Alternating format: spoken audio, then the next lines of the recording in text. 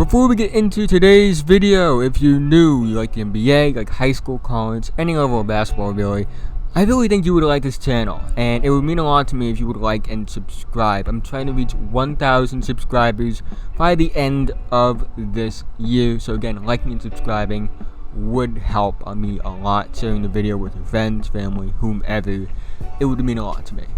But we have some big news going on right now. Cade Cunningham, the number one player in the country, number one player entering his freshman year of college, and I believe the number one pick in the 2021 NBA draft as of right now. His school just got banned from the NCAA tournament for a year. And yeah, Oklahoma State got banned from the tournament for a year. This is big for Oklahoma State because, you know, this is their first big time name since Marcus Smart, all the way back in 2013. So this is a big deal for many reasons. One, they can't make the tournament. Two, it affects where Cade Cunningham might end up. And three, what does it say to future recruits as far as the NCAA as a whole? First thing I do want to talk about before I talk about those three things, though, is Cade Cunningham and how it would affect his draft stock if he stayed at Oklahoma State and they didn't make the tournament, or they're not eligible for the tournament. It doesn't affect his draft stock at all. And the reason it doesn't affect his draft stock at all is I've seen guys not make the tournament and still go first overall. Markelle Fultz, Ben Simmons, potentially Anthony Edwards this year. And then you'll get other guys, DeAndre Ayton, Andrew Wiggins, Jabari Parker. These are all guys who, their teams got bounced early in the tournament, first or second round.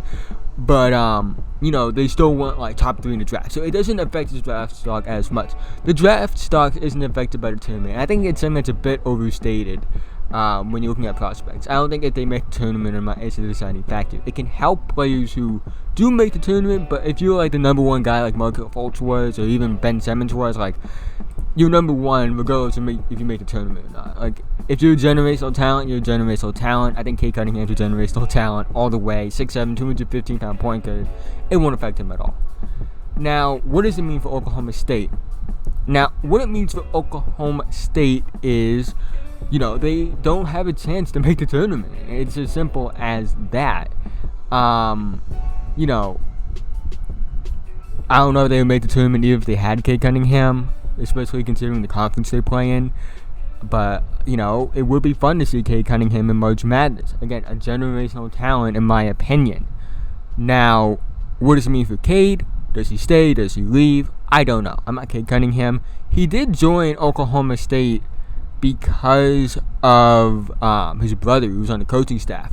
So that is a big reason why he ended up at Oklahoma State. I don't think he ends up at Oklahoma State if his brother's not there. So you have to consider that as well. Now, would he stay because of his brother? I don't know. Maybe, maybe not.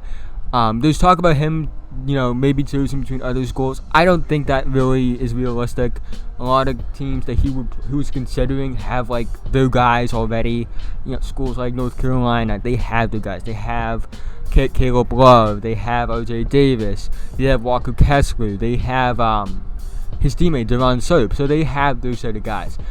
He was considering Kentucky. They have Terrence Clark. They have B.J. Boston. They have Devin Askew. They have their guys.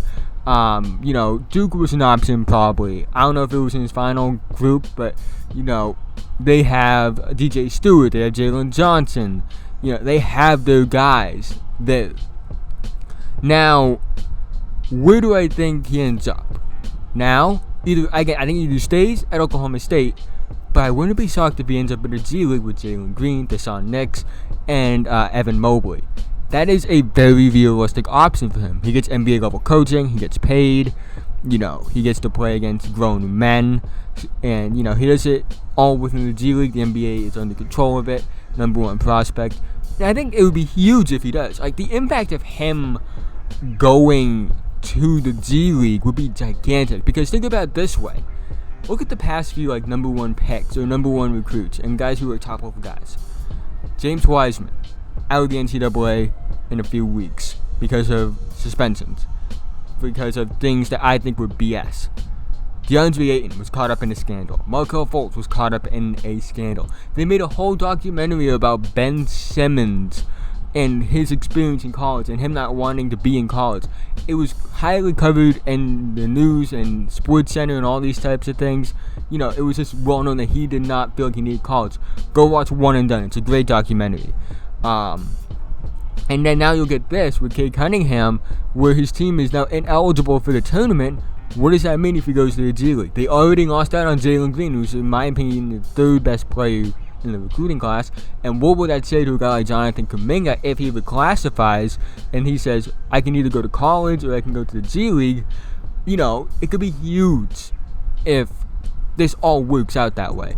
And it's bad for the NCAA. It was very clear to me that they weren't promoting the upperclassmen the same way they were promoting the one and dones. So I do think that the NCAA will have to rely more on those upperclassmen now if this becomes a thing. Because if Cade Cunningham leaves Oklahoma State, goes to the G League, it's going to really screw with the NCAA. Because losing out on Jalen Green was already bad enough, but losing out on Cade Cunningham, that's just the icing on the cake. If you made it to this point in the video, thank you so much. It means so much to me, guys. You guys don't understand. But again, thank you. Like and subscribe if you're new. Feel free to leave feedback in the comment section below. And I'll see you guys in the next video.